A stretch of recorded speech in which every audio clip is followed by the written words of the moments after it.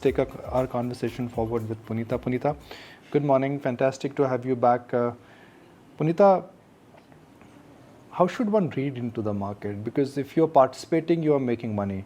But if you're participating, you also know that all fairy tales, they come to an end. And one day this market fairy tale will come to an end. So what should be the basic advice? I mean, should the Cinderellas of the world be worried about price levels, or this fairy tale will continue? I'm using nursery rhymes because my nephew was there over the weekend and it was a lot of Cinderella and fairy times with him. Well, actually, that's a good way of putting it. I think there are two things going on. One is growth, and the second is valuations. If you look at growth, global growth is strong, and US in particular has been very strong. Employment has been at full employment. Companies are finding it really hard to find employees. Wages are going up, and consumer demand is back. And so growth has been strong. Then liquidity has been strong, which has supported growth, but it is also supporting market participants. And in India, growth has lagged what we've seen in some of the developed markets because of the impact of COVID and lockdowns. And we've had very severe lockdowns in India as compared to some of the other developed markets. And so growth has now started picking up. And so while global growth has been stronger earlier, India growth is now picking up, and it's evidenced by the numbers that are coming out. Liquidity in India has also been fairly benign, not as strong as what we've seen in the US. And then now we're looking at markets. So valuations, so while growth is recovering in India, I think valuations in some companies and in the markets have anticipated this and run ahead of the growth picking up. So while things will improve in the real economy, the real question is, can markets continue to keep and sustain this kind of rally?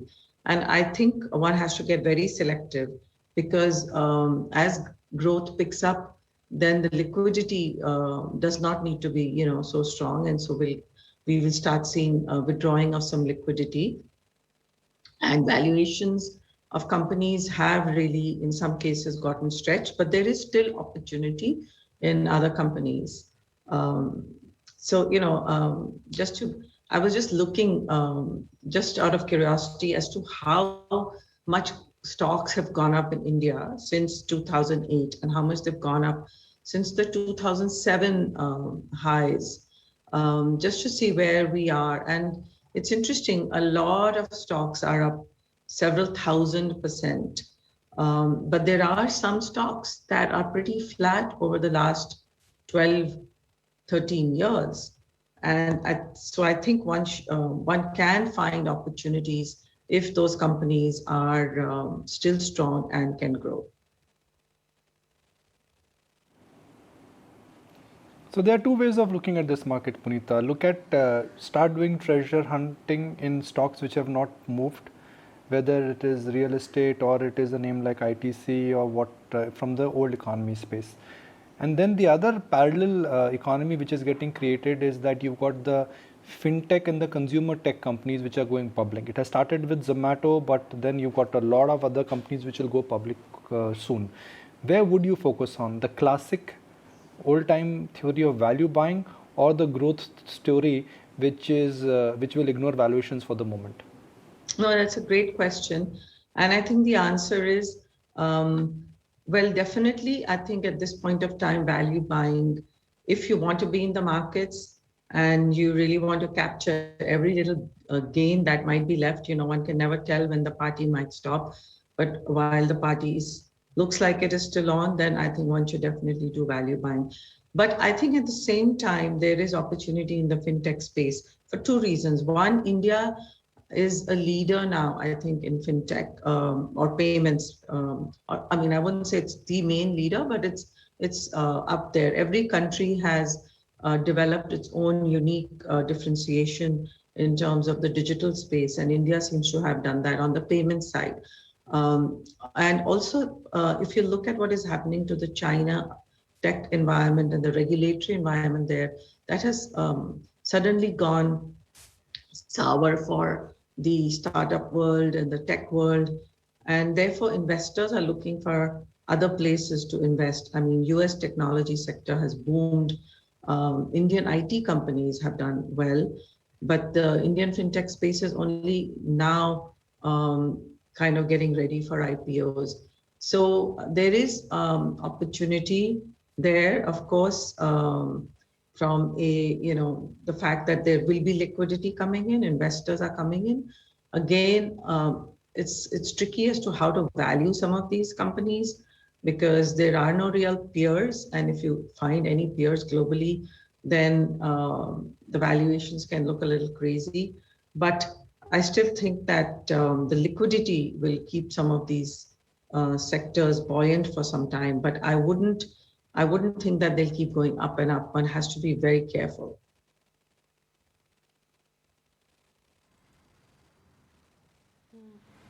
Punita, hi. Curious to know whether or not you've participated in any of the big bang IPOs. I know Zomato got listed with lot of fanfare, and people are still raising doubts on the valuations that it IPO'd at, or for that matter, it's currently trading at. That said, you've got a slew of these fintech companies, slew of niche businesses like a Nika, Policy Bazaar, Byju's, everything in the pipeline now. Excited about what this space is going to throw up?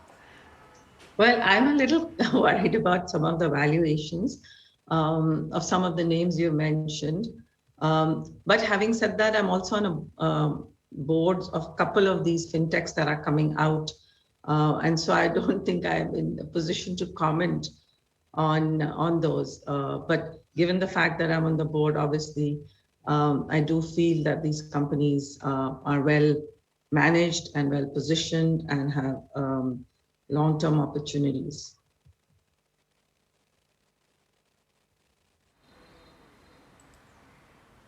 Sure, I understand.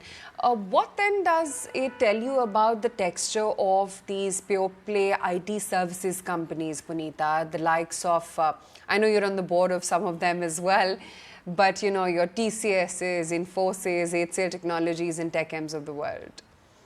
I think that's a secular growth story, and I think it's almost, the demand for digital transformation is still very much in place, and it's far from over.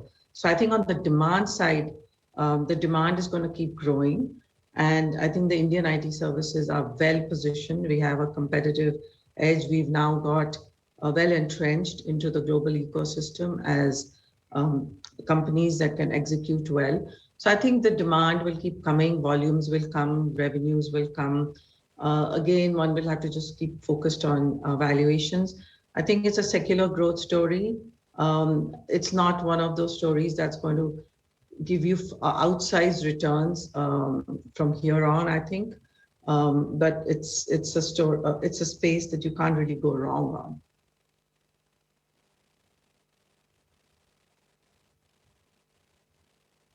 Yeah, true that. I mean, this is something that we've been seeing for the last many years consistently. These large cap IT names have been giving very good returns. Hi, Punita. This is Mubina as well joining in. So, markets have run up ahead in anticipation of the growth that's expected. And now, of course, if you do want to squeeze out any sort of gains in the markets, value buying is the way to go. So where are the pockets of value then? I'd just like to reckon a guess over here. The one space I think where there has been almost no participation, not just last year or 2 years ago, for the most part of the last decade, is infra. Even though budget after budget we see that, okay, infra allocation is this much, and yes, there is, spending on infra, not just in India and worldwide. So I'm clubbing these two questions and asking you then, where do you see value? Is infra one pocket? Well, I think I see value in financials. I see value still in real estate. I do see value, of course, in infra. And then there are select pockets across different sectors where companies, as I said, I was just looking at 2007 highs, and several companies are still at similar levels, or barely, 20-30% higher over the last 13 years. But then if the earnings have been coming through, then clearly the valuations are there. Real estate globally, residential in particular, has done very well in terms of, if you look at property prices in the US for homes, they've really gone up a lot, whereas in India, real estate and property prices have really been quite depressed for a while, given the lower interest rates. And as employment picks up and growth picks up, I think this is a sector one could potentially find some good value. Infra definitely has been a sector that has really underperformed for a while. Banks, I think, again, the valuations in some of the banks are still looking quite decent.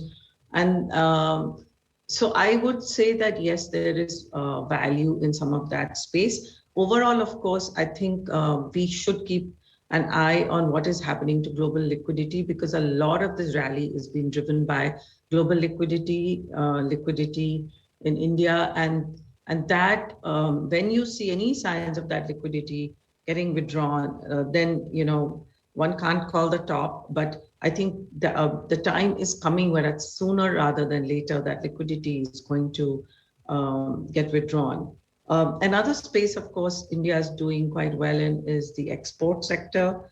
The data coming out is quite good. But again, some companies have rallied ahead. IT services, of course, is a exporting sector as well. But I think there are pockets that one should look at in that space as well.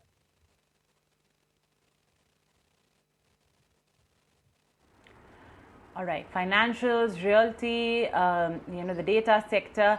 Let's talk about realty, because that's something that's the cynosure of all eyes. Now, just earlier in the day, Nikunj brought up a very interesting point about within realty as well, you'd want to look at those developers that are concentrated in the hot and happening cities.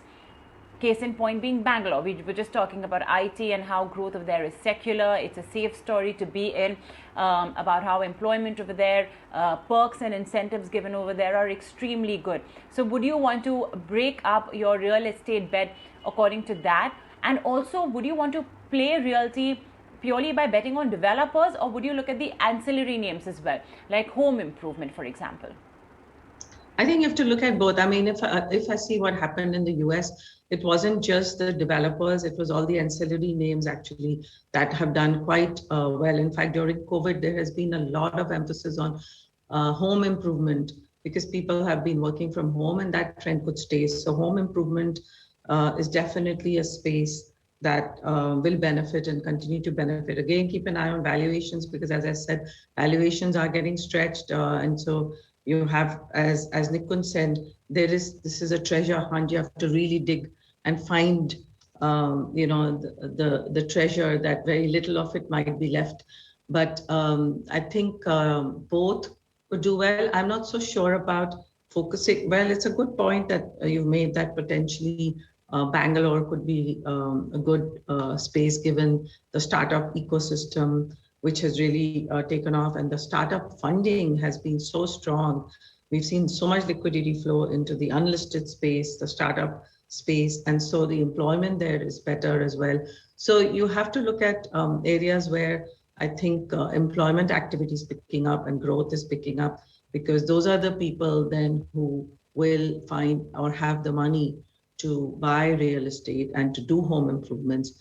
But I wouldn't limit it just to the selection by city. I think you have to look at the fundamentals of the companies as well and see whether they have good projects and whether they are selling and whether they are have the cash flows to continue to benefit and buying and developing future properties. So Punita, since we're talking about the whole treasure hunt and nursery rhymes, where do you think in this market valuations have reached the Humpty Dumpty level and they will have a great fall? Well, there definitely, I think some of the small and mid-cap space, there in some of those pockets, things have really, companies have, again, I was just looking at some of the companies and their stock performances over the last 12, 13 years now. Again, that's an artificial point of time I'm looking at, but some stocks are up 50,000%, some are up 5,000%. So there is some frenzy and froth in some of that space, because I don't think earnings have gone up 5,000% in some of these companies. So the PEs and the multiples have really expanded. And I think there is definitely some froth out there that one has to be very careful about. And I think some of the traditional sectors have lagged. I mean, the cyclicals in the real economy, some of those have lagged, like infra. But at the same time, some of the cyclical sectors have also rallied. But by and large, I would say anything real economy-wise has not developed that kind of frenzy as some of the other spaces. Look at Reliance today. I'm just going to take a detour, and Reliance is not an ordinary stock. I mean, the stock goes up another 4-5% from here. That will take Mr. Ambani's wealth to $100 billion. Can you believe that? $100 billion is something which Indian firms on a collective market cap, it was a dream number. I remember when TCS a couple of years ago touched the $100 billion market cap, the entire Tata Sons board celebrated that, and now Mr. Ambani is barely 5-6% away from that mark of $100 billion. He was at 92 last week, and now you add another 3% to it, it's almost $94-95 billion in terms of a market cap. Punita, what is that one big indicator which you would say, look, this is the one or two indicators which you would say I would monitor, because every time I've seen them occur or these levels of valuations or market cap criteria have reached, it's better to take some chips off the table. There are a lot of, just for the benefit of our viewers, Punita, I'm expanding this question. People look at market cap to GDP ratio, some look at price to book, some refer to P multiples. What are the criteria you would put in place as filter mechanisms where you would say that, look, it's a crazy bull market and I'm going to be sensible in taking the chips off the table? Well, all of those factors, if you look at, as I said, you will find some froth in some of the names. I would also, I think, monitor liquidity very carefully and flows, because a lot of the rally is driven by liquidity and central bank easing and the stimulus. And so I think that has to be looked at and watched for any signs. I mean, in fact, the markets seem to have ignored any geopolitical tensions, right? The cost push, inflation, and even and have only really, a lot of talk has been focused on Fed, when it's going to taper or not. And this time around, Fed has been relatively slow to talk about tapering. And so that taper tantrum that one has been worried about, should one keep worrying about that? Potentially, yes, but the Fed has been very measured about it and maybe is dragging its feet too much. So I think there's no one factor. I think definitely valuations are stretched and are getting stretched in lots of areas. So if you think valuations are stretched, I would take money off, because liquidity is going to get tapered at some point. We just don't know when. So it's just safer to take some of your profits. And while markets could still rally, it's very hard to call a top, but there are sectors, as we've discussed, where the froth hasn't yet built up, and so liquidity could flow into that. In fact, even in I was looking at ETF flows in the US too, and the ETF flows into the realty sector there have still been quite strong into the realty ETFs. So I think there are spaces, people are rotating because people don't want to be out of the markets, and so they're still rotating. But if you look at the traditional valuation measures, there is some froth. And in some cases, quite a bit of froth that's built up in certain pockets.